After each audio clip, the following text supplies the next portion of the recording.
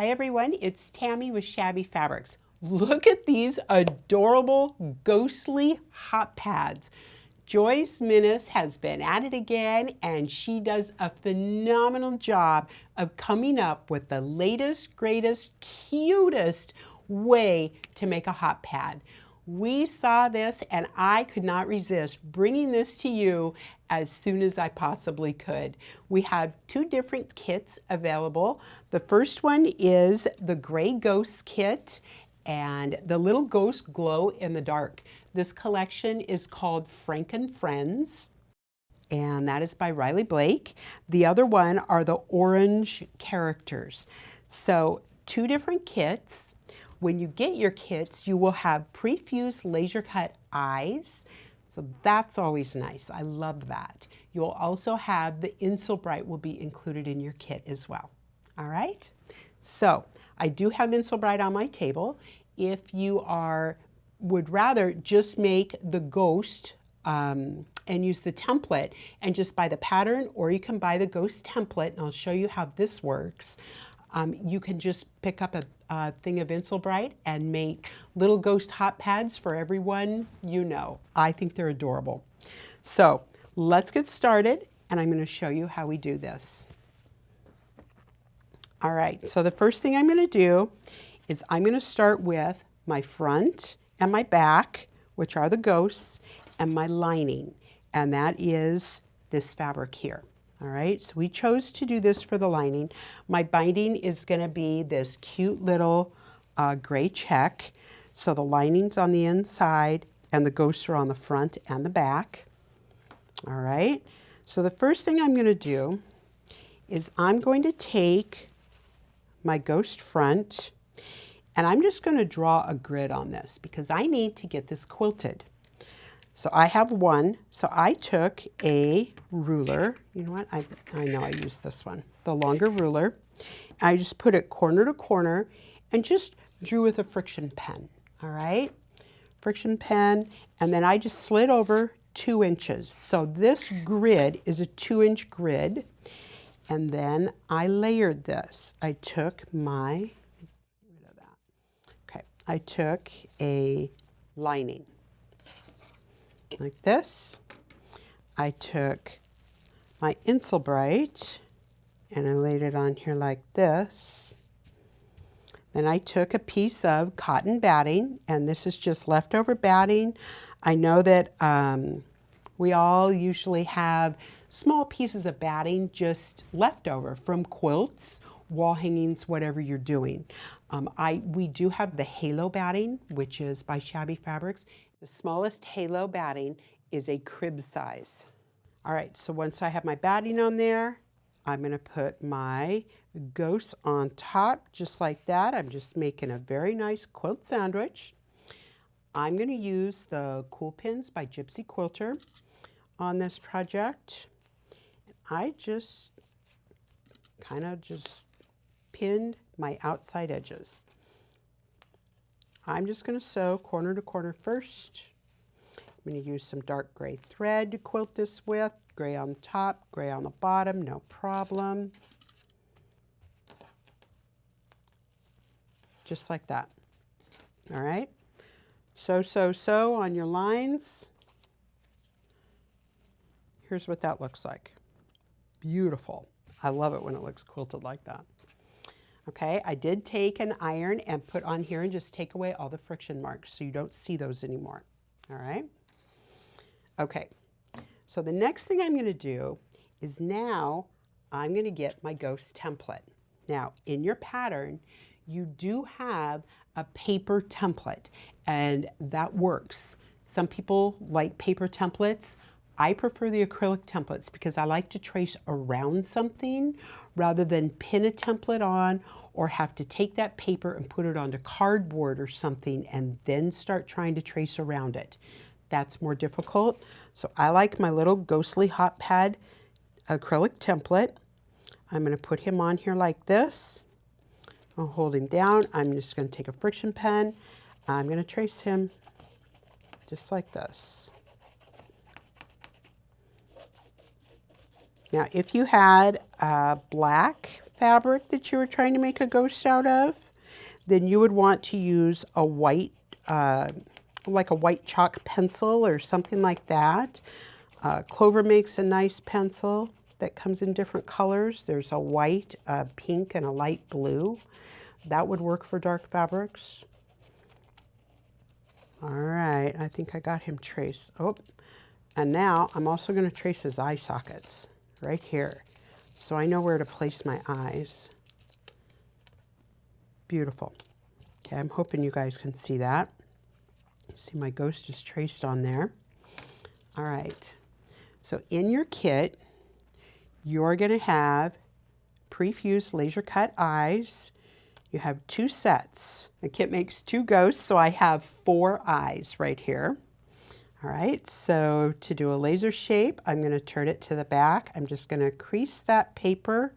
You see how that paper just releases instantly from the back of this? Shiny side down. Set that on here. Next one. Just like that.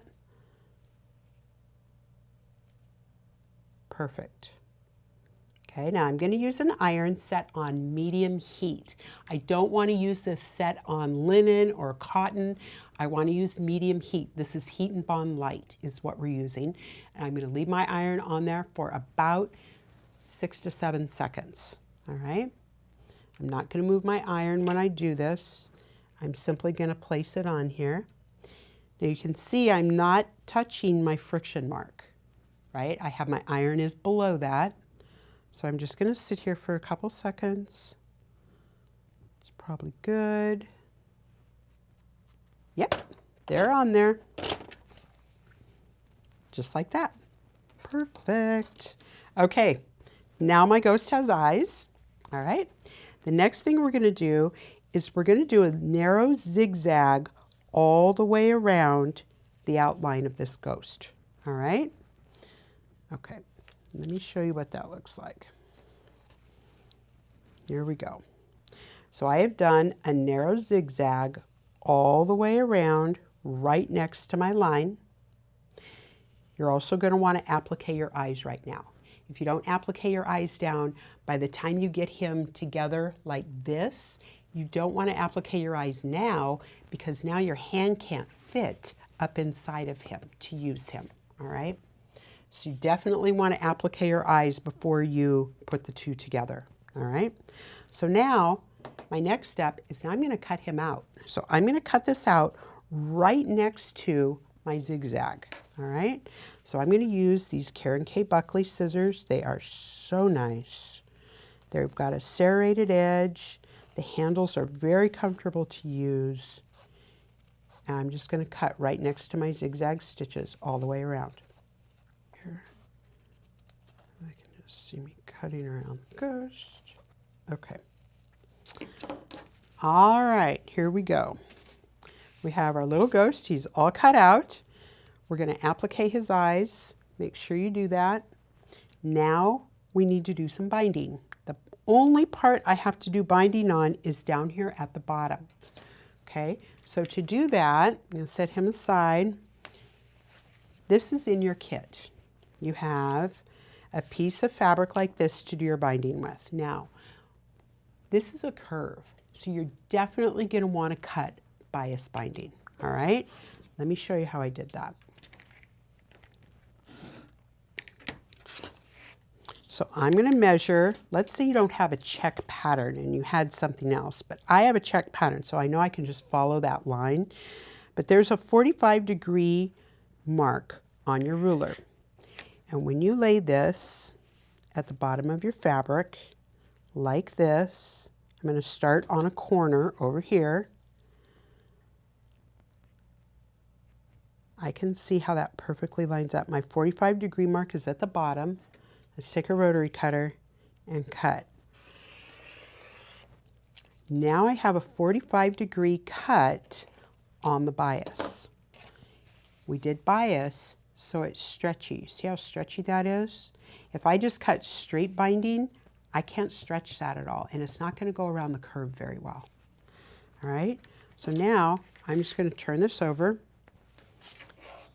And now I'm just going to cut 2.5-inch strips, because normal binding we cut at 2.5. We're quilters, right?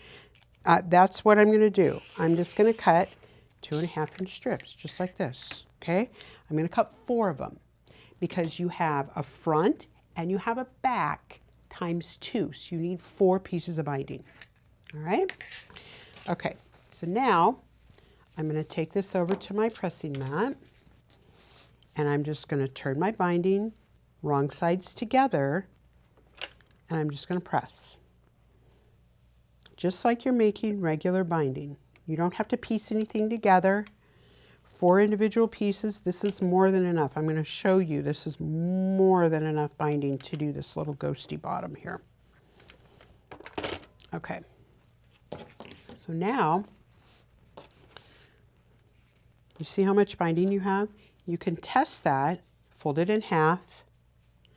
This is about midpoint of my ghost right here. Look how much extra binding I have. That's a lot, okay? So I know I can start all the way down here. Well, I'm not going to do that. I'm going to start about right here. I'm going to pull that tail toward me. Give myself that bigger tail I'll have left over at the end. I'm way good with that. All right, now you can put this binding on with wonder clips. You can pin it, or you can use clips to put it on. If you put binding on pieces all the time, like I do, we do quilts and table runners and that kind of thing, I'm just going to simply take this to the machine and sew it on. So let's go to the machine and I'll show you how I sew this binding on. Okay, so I have my binding laying at an angle like this on my project, because that's the first angle that I'm going to sew at. All right, so I'm just going to ignore all of this, pay attention to just what's right here. So this is where I'm going to start sewing. All right, let's do that. I'm not going to sew very fast. I'm going to sew slowly. All right, I'm going to keep 1/4 inch. So I'm watching my 1/4 inch right here. My foot is also 1/4 inch, which that helps. That will help me on these curves. All right, let's put the foot down and let's start sewing. I know I'm off of my project, but that's okay. You don't have to be dead on it. I'm going to do a little bit of a back tack here. All right, here we go. Now I'm just going to slowly move my binding. See how I can move this and pivot this? I'm going to pivot my binding to match the edge, and then I'm going to move the project so that I'm still at 1/4 inch. Right? Watch. So to here, stop. I need to pivot my binding a little bit to come around this curve. So I'm going to pivot my binding and turn my project very slowly. This is not a fast process. You see how I'm pivoting my project until this edge lines up right here. Now I know that I can sew this curve, still keeping 1/4 inch. Now stop, pivot, make sure your binding is right. You still have your 1/4 inch. Pivot. See how I'm just kind of kneading my binding to this curve? It's not scary, it just takes time. Just don't be in a hurry when you're doing this. And we're just going to go around the big curve at the bottom, just like this. All right, I'm going to stop right here. I can see my edge and my binding are not even. And I'm just going to pivot my project until they are. Stop, pivot. So just a couple stitches here. Like that. Pivot, pivot. Almost off of this. There's my end right there. I'm almost there. See how I'm flipping my project with my finger. I'm flipping my project so to meet my binding. I can move this because my foot is up a little bit, and I can move that and come straight off, just like that. Do a little back stitch. All right, so it looks a little crazy right now, right? You're thinking, oh boy, what did I do? Well, let's look at the back, and you can see my stitches follow right along that curve. That I did a pretty good job of. All right. So now, what do I do with all these tails? Well, the first thing I'm going to do, I'm going to trim them off. Yep. I'm going to cut them off even. So you can see how much extra binding I had. I had a lot at the end. I would rather have extra binding at the end than try to guess how this end is going to come out. Don't guess this end. Start it a little narrower. I had this much extra on the front, this much on the back. That's the safe way to do binding, all right? Okay, now I'm going to take my Wonder Clips. I'm going to turn him over, and now I can easily pull this binding, easily pull this binding. It's bias binding, remember, so it's very movable, very, very easy to move. Here we go. Now, I'm just going to Wonder Clip this, just like this. Clip. And I am making sure, when I'm Wonder Clipping this, that I have my binding is completely covering this clear part of the clip. There's a reason I'm clipping them this way. If I clip this direction, yes, that holds it, but what that does is it puts the rounded part of the Wonder Clip on the bed of my sewing machine, and it's going to catch on the table. It catches on my feed dogs. This thing is going to cause you grief. If you turn it over, the flat side will slide along the bed of your sewing machine much, much easier. So I always use my clips upside down because I know that I'm going to have this on the back. All right, and we're just going to continue all the way around and clip this on here. And it doesn't matter how many clips you use. I have a lot of them here in this box. You could use them all. Doesn't matter. However many clips you want to make you happy, and you know that that binding is going to stay right where you want it to stay.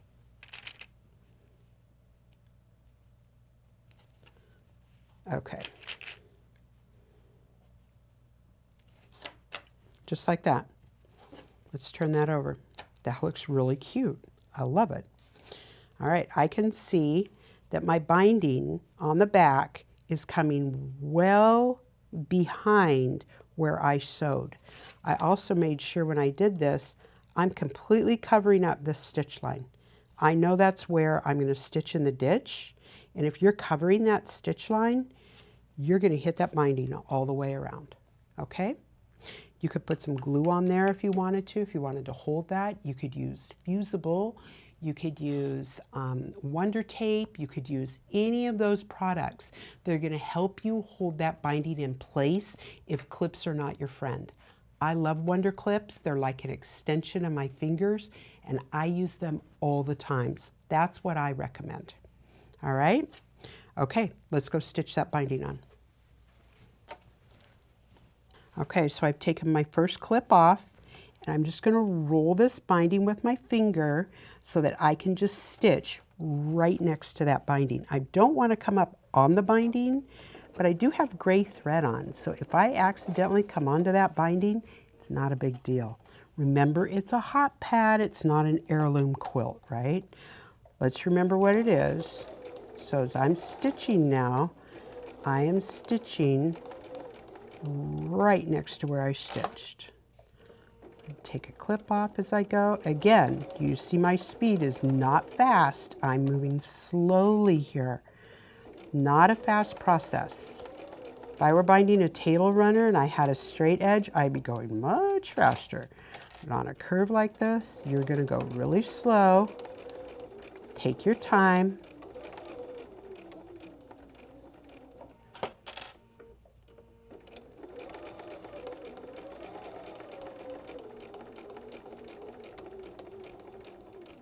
Just like that.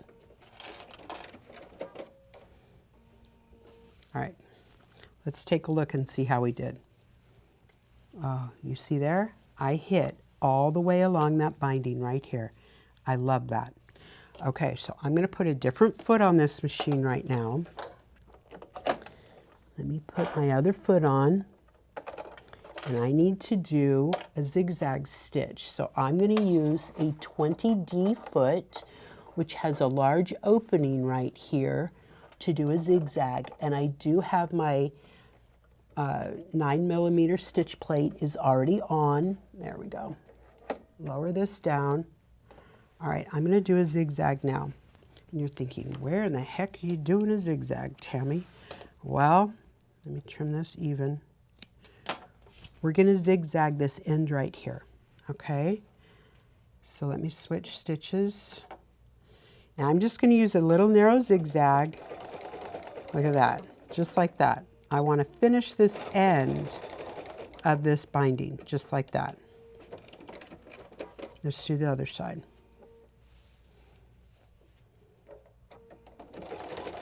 This is going to be caught in the seam allowance, but I still don't want that raw edge to be there.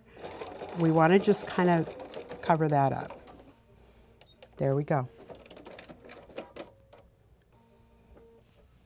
Okay, and this is what it looks like from the front. You can see my zigzag. That's perfect. Okay. All right, let's go to the next step. All right, so I'm going to take our ghost and I'm going to set him aside, and now we're going to look at the backing. So when you do your backing, it looks exactly the same as your ghost, it just has no eyes on it, right? So now I'm going to take my backing. So I only know that this is my front because I have my eyes on it, right? We've trimmed him, we've got binding on both of them. Let's flip this over. Now, I don't have a line anymore on this. My line is gone, right? I've used an iron on it. I've done all kinds of things to this poor little ghost. I need to put my template back on here, just like this, inside my line, inside my stitches, and I need to redraw my line. All right, so let's redraw that line. So I'm going to take my friction pen. I'm going to hold my template steady, just like this, and I only need to redraw it from the sides, side, all the way around, okay? I don't have to do the bottom because I just did my binding on that, right? We have our binding there, but I definitely need this line. Now, why am I doing this? Well, I'll tell you why. This is now a stitching line, right? I have to know I'm going to put my ghost right sides together and I'm going to stitch them together.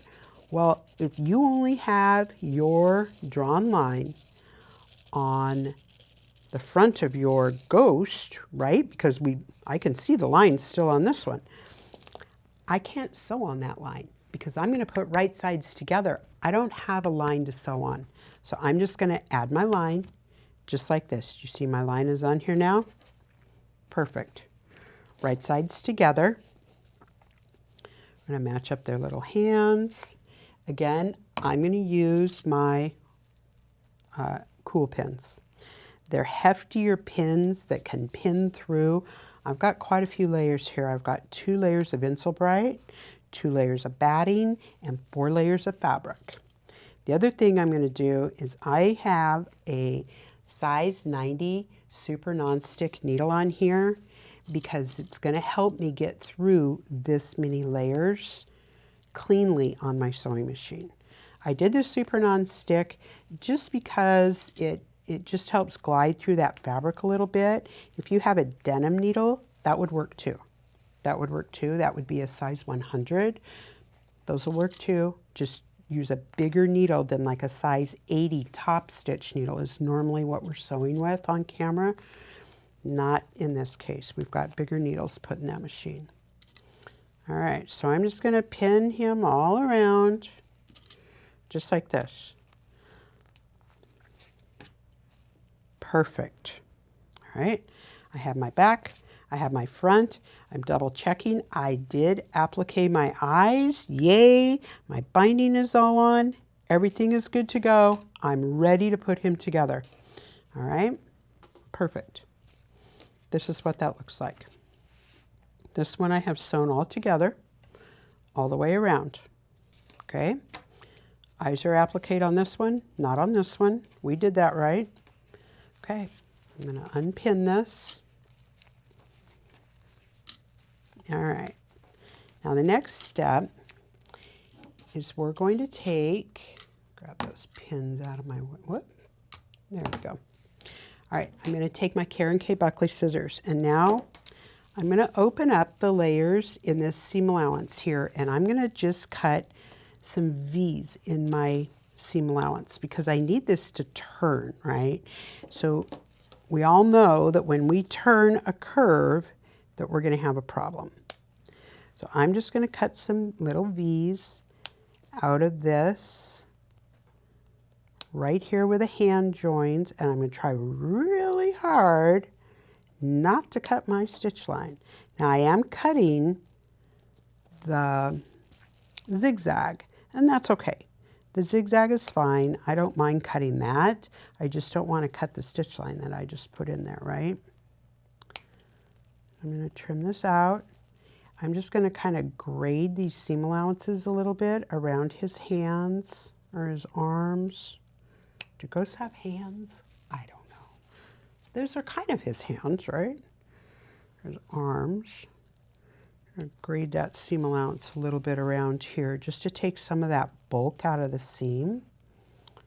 Just like this. All right. Okay, I'm going to work on this. I'm going to work a little bit around his head and his other side. And when I come back, we'll turn him through. All right, I'm back. I've trimmed out my seam allowance. You can see all my little trailings here. We are going to go ahead and turn our little ghost, and I am definitely reaching for my Clover point-to-point turner right now. I know this is going to be my friend. All right, I'm going to poke my fingers into his little arms or hands. I don't think we decided which those were. There we go. And now we'll get his head poked out. Oh my gosh, he is so cute. Oh, he really is cute. You guys are going to want to make these over and over again. I'm going to use the spatula point, and I'm going to put this up into his arms. I'm not going to use the flat point. So if I lay this down flat and I run this along like this, it definitely helps pull that seam allowance out. See that? Just pulled that right out of there. Awesome. Oh my gosh, he is so cute. Get the bottom done here. There we go. Exactly like that. Oh, cute. All right, we can give him a little bit of a press. Just kind of press that seam allowance a little bit. Oh my goodness. Yep, I'm making ghosts for everybody I know. They're all getting a little ghosty. There we go. That is a ghostly hot pad. Thank you so much for joining me today. These are so much fun to make. I definitely want to see what you guys make. You could post in the comments below this video. Show me what you got. I want to see your stuff. All right? Thank you so much for joining me, and I'll see you next time on a Shabby Fabrics tutorial.